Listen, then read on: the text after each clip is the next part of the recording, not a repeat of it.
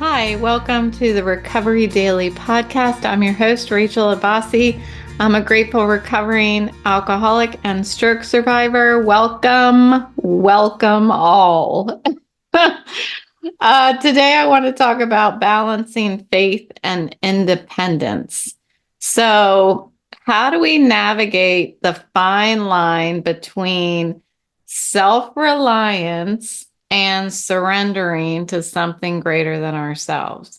So, this is very much going to be oriented towards sobriety, but I feel this becoming a hot topic in my stroke recovery for myself. It's something that I've been leaning a lot further into in my stroke recovery. And, the topic keeps coming up a little more. So obviously, I'm thinking about it and doing some research on my end. So I want to dig into some of these questions and see what comes out. I love to just talk and see what comes out. I'm sure it's going to be inspirational.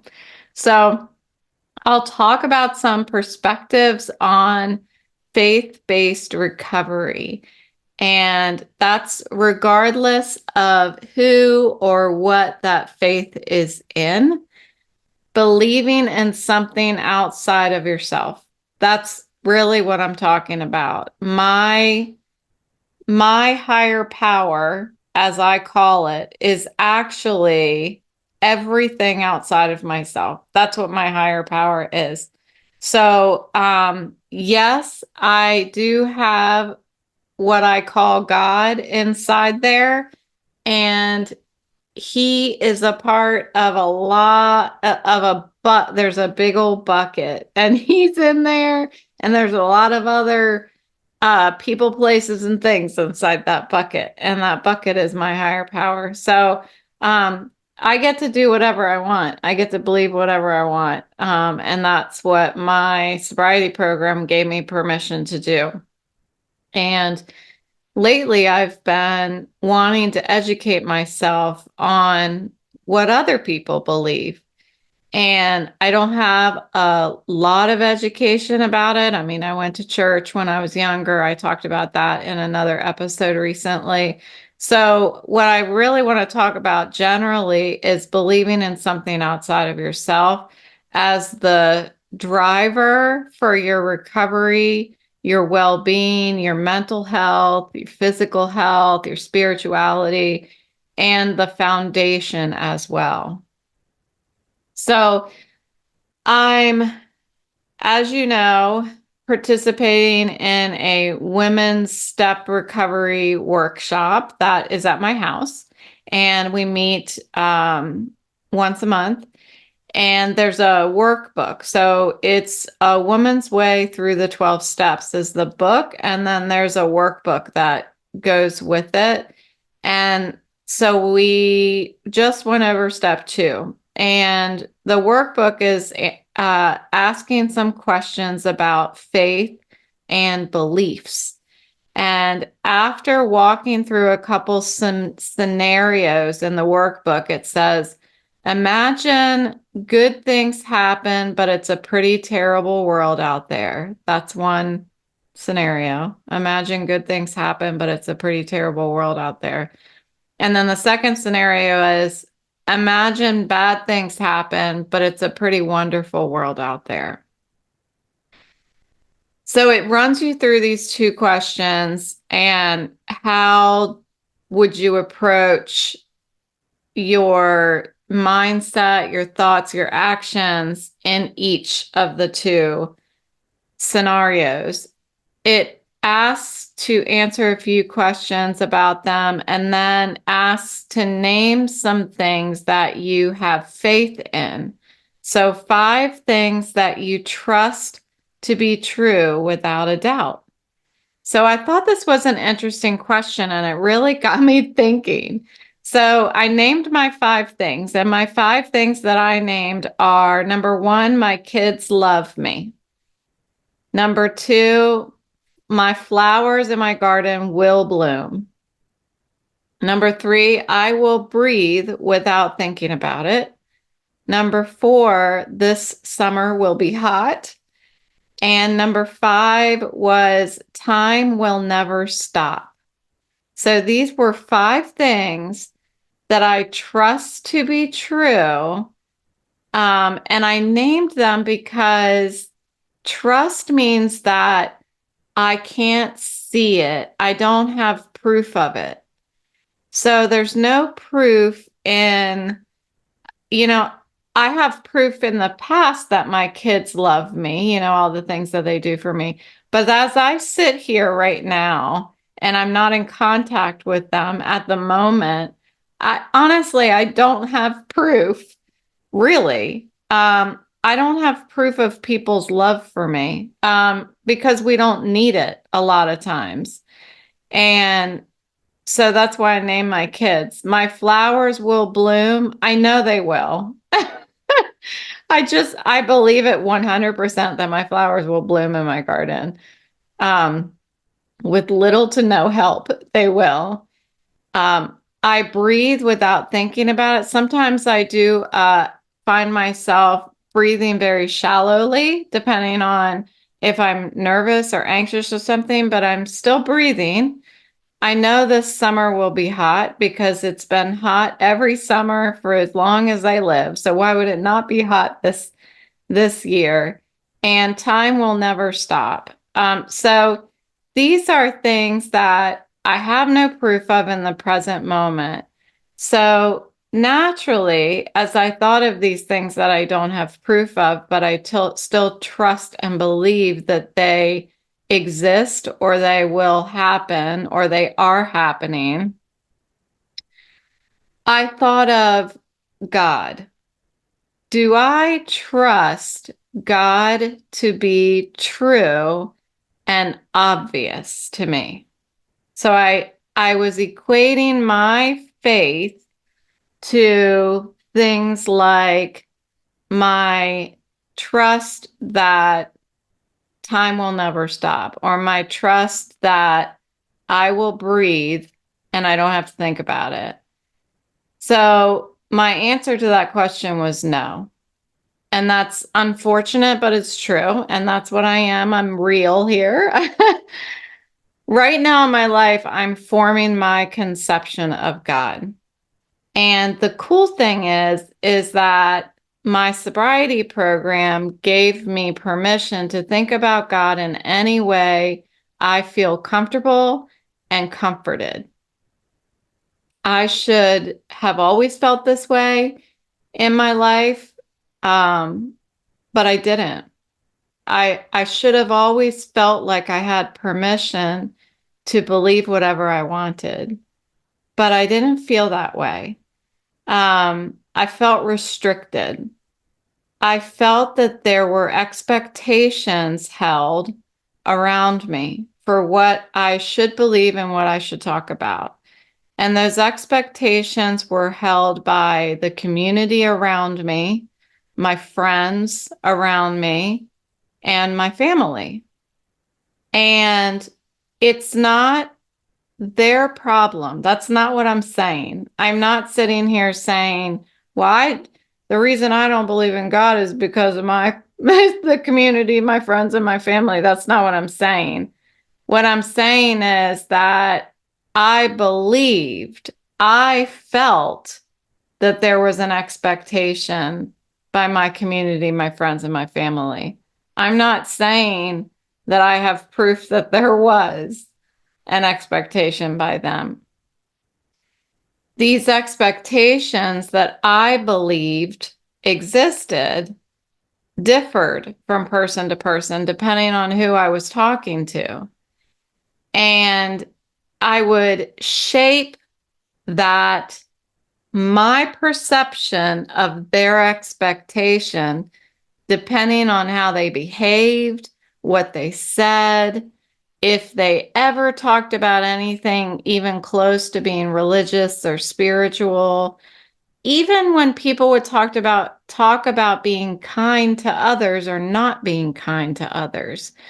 These are how I built my perception of other people's expectations of me. I know that's a mouthful. Being a people pleaser, how would you imagine that I drew my conception of God? To please everyone around me. And how can I please everyone around me if everybody thinks something different? My answer was I didn't talk about it. I didn't show any interest outwardly in educating myself. Once in a while, I would mention it to my sister. That's probably about, no, once in a while, I've talked to my mom about it too. But for the most part, it was very, very limited, very limited. And in sobriety, the way that the program allows me to do whatever I want has made me braver, has made me understand that my conception of a higher power is my business. You know, it doesn't have anything to do with anybody else.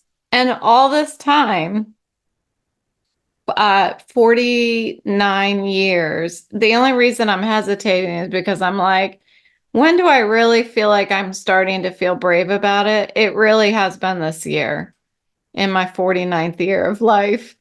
And I have been feeling braver because of this podcast.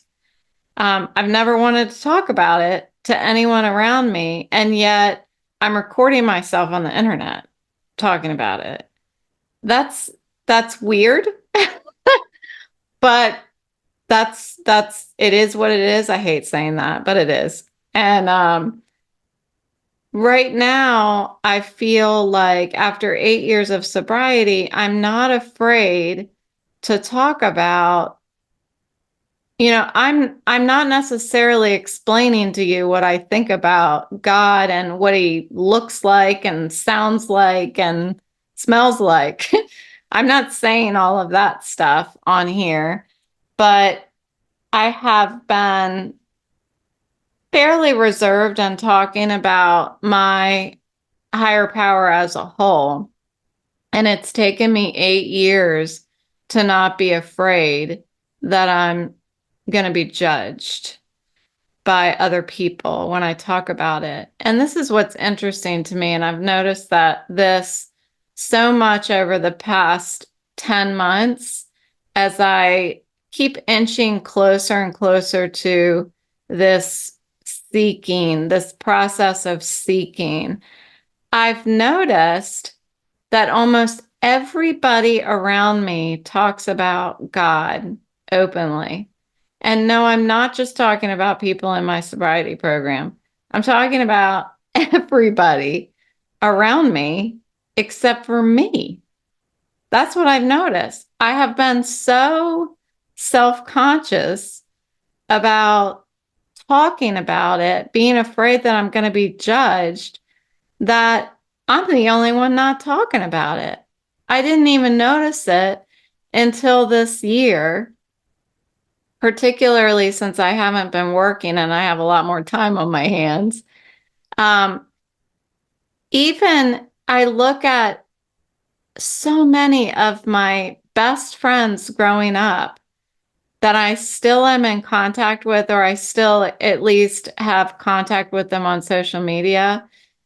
And it seems from where I sit that as they have grown up, they have grown into a faith. And I have not. I grew into a fear. And it manifested itself, or it appeared to other people and me and the world as alcoholism. So it feels really good to be growing in this area. And the only way I'm able to do that is if I don't pick up a drink. So we'll see what happens. There's one thing that I do believe, trust, and is obvious to me in this realm, and that is that I will continue to seek. There is zero doubt in me about continuing to seek and build faith. I know that I'm going to continue to do that. Somewhere today or yesterday, I heard somebody say, I think it was in my sobriety meeting yesterday. That's where I think I heard it. But this person said, if you never stop seeking, you will find faith. Like it was a confident fact. And I think she said it is a fact. So I'm sure in some folks' eyes that endless seeking is in fact faith. So as we seek this faith as people who are protective of their independence in recovery, in sobriety, it seems like a lot of us have this thing for being independent. What is the role of independence in recovery? I can certainly explain the role that independence played in my active alcoholism, and it wasn't good. It wasn't pretty. So, what is the role of independence in my recovery? Independence, my whole life has been celebrated as a symbol of strength. But in recovery, going it alone is not the recommended approach. We discuss how to relinquish some degree of our self-reliance. And that is important in order to build this higher power, this faith in something outside of ourselves. In my belief, anything outside of myself is a greater power than me. That's why my higher power is everything outside of myself. It doesn't mean that I'm diminishing my worth or my value. It just means that it is a power. It is a power that will keep me sober. It is a power that will drive my actions and my values instead of looking inside for that. I mean, part of it I look inside. That's kind of confusing to talk about, really. I don't know that I've found a way to articulate that yet, so I'll stop. But finding a balance here between independence and retaining our independence and also being open to support and guidance that a higher power can offer is important. I'm sorry, my brain is shutting down. Sorry, I had a long. You know what I did? As usual, I need to take a break. This is a halftime break. I made a Persian dish tonight or today, and it took me like 6 hours to make, I think. So by the end, I was like, I had to go sit down. My head hurt. I was feeling dizzy. And I knew I was thinking about my podcast. I was thinking about you guys. And I was like, this one's going to be tough. I don't think my brain's going to work. So anyway, I'm struggling right now, but we'll see if I can get myself back to where I was. So what finding balance means is retaining our independence and being open to support and guidance from a higher power, or from the program and the fellowship and what it can offer. So one of my more challenging areas in faith-based recovery is discerning my will from that of a higher power. So I keep hearing in the program over the years, thy will be done, not mine. Well, How do you do that? How do you know what that is? So I just kept saying it. And I've told you guys that I get on my knees before I go to bed, and that's the last thing I say, thy will be done, not mine. And there are times that I would get into bed, I pop up off my knees and get in my bed, and I'm like, I don't know what that means. I don't know what that is. And I guess that's the point. I'm not supposed to know what that is. But how do I distinguish between my will and the will of my higher power? How do we explore strategies to understand and align our actions with the will of a higher power? And this is how I have put it into action. This is how I have chosen to understand the will of my higher power. And the way that I do it is through mindfulness and self-reflection. So interestingly enough, as I'm on my knees and I'm saying, thy will be done, not mine, I'm actually needing to turn inward to figure out what that will is. Not my will, but figure out what that higher power's will is for me. So let me see if I can try to explain it. These are so abstract to talk about. So that's why I'm kind of challenged, but it's good practice for me. So mindfulness and self-reflection on my motives, my desires, my will, and my actions.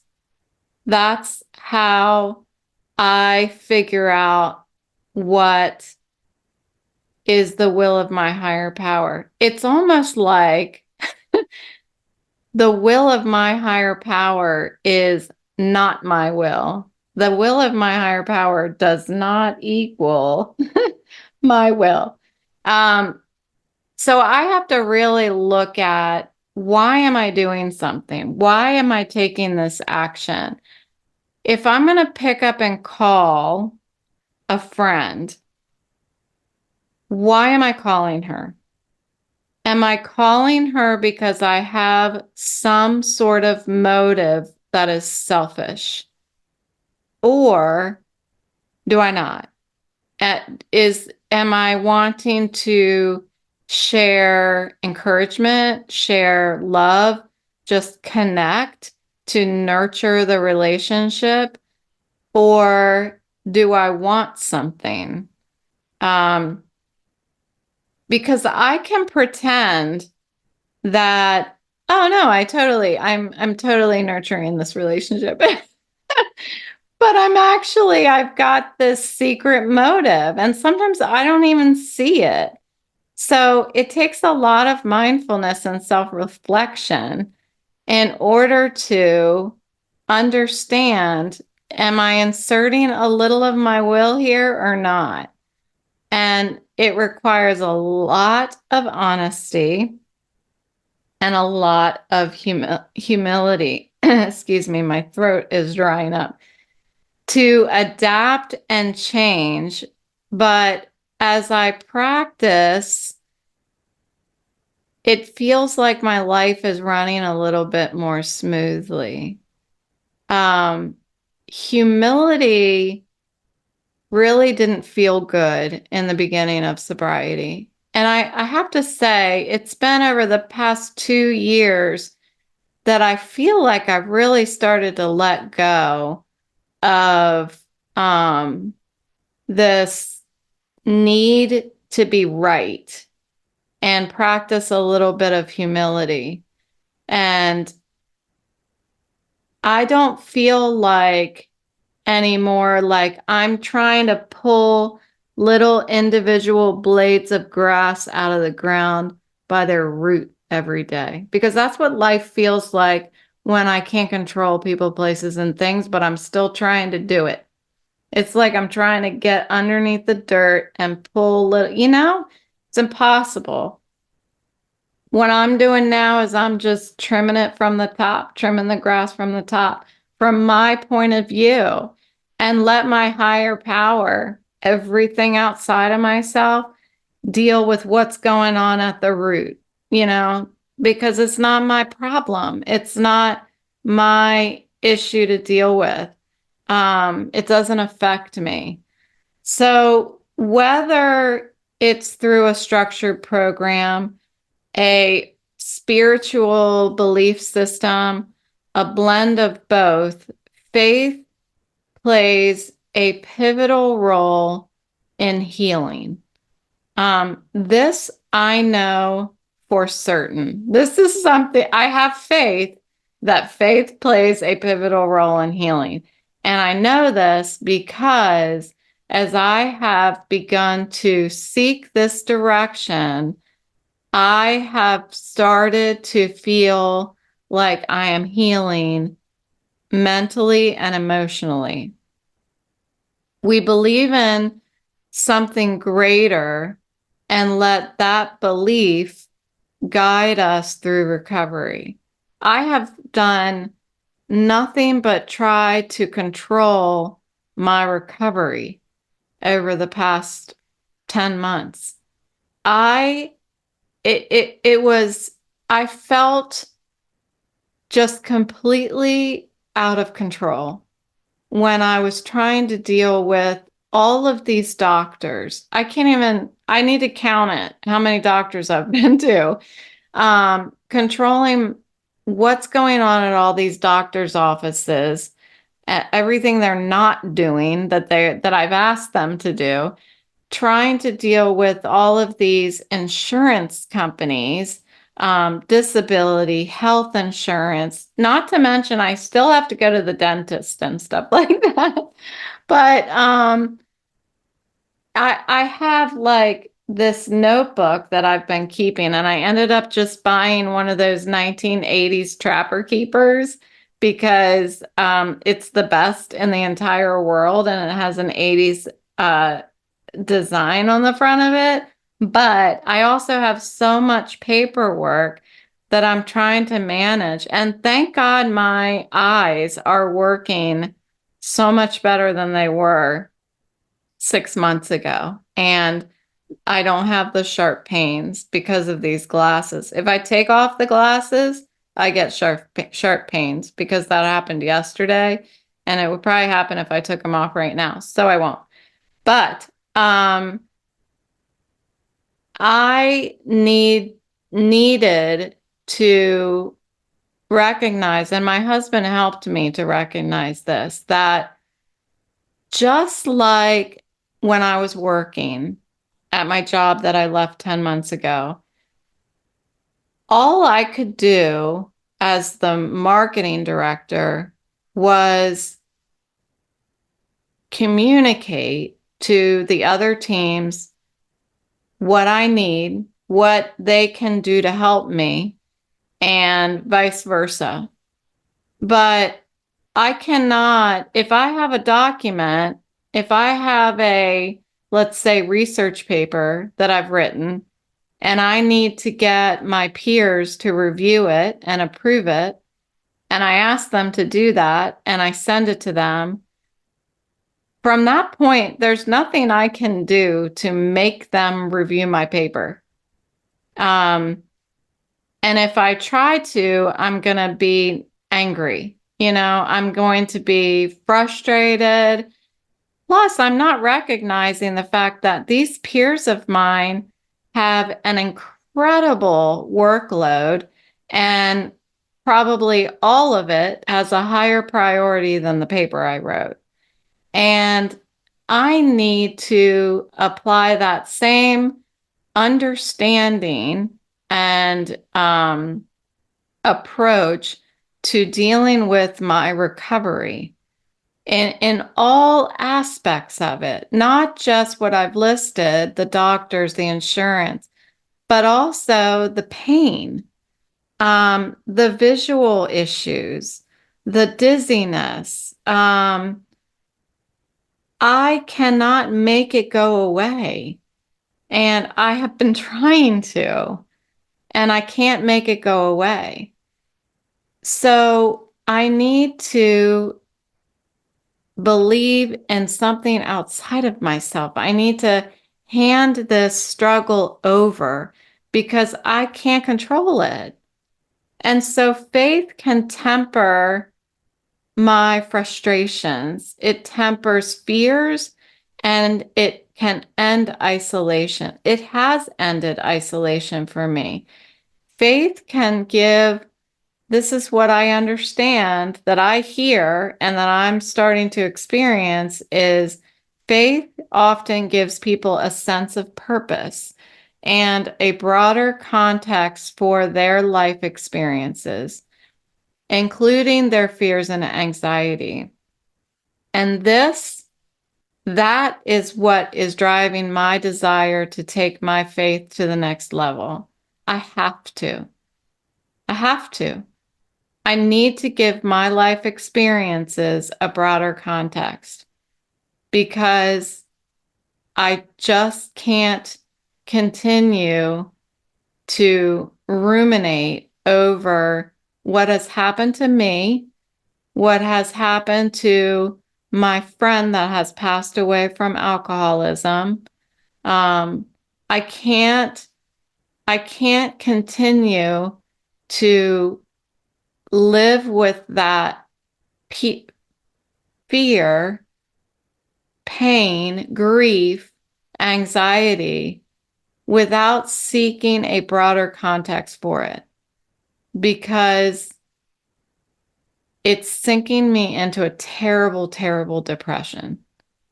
And I know through sobriety, just been given a taste of this concept of a higher power and God in my steps, it has allowed me to stay sober. 100% that if I did not practice steps 2 and 3 and believe in them, I would not have stayed sober when I was in San Francisco, year 1 of my sobriety. That doesn't mean necessarily, I mean, I don't know what it means. I don't know what it means. You get what I'm saying? So recovery is fragile. It's fragile. I am fragile. We are fragile. No matter what it is you're recovering from, recovery is fragile. And the purpose of today's episode is to grow our understanding of how faith deepens. As faith deepens, I should say, it strengthens our roots in sobriety and healing from whatever it is that we're faced with. And faith requires action. It requires action on the front end and the back end. We need to act in order to grow faith. That's what I'm trying to do. I'm trying to take action to grow my faith.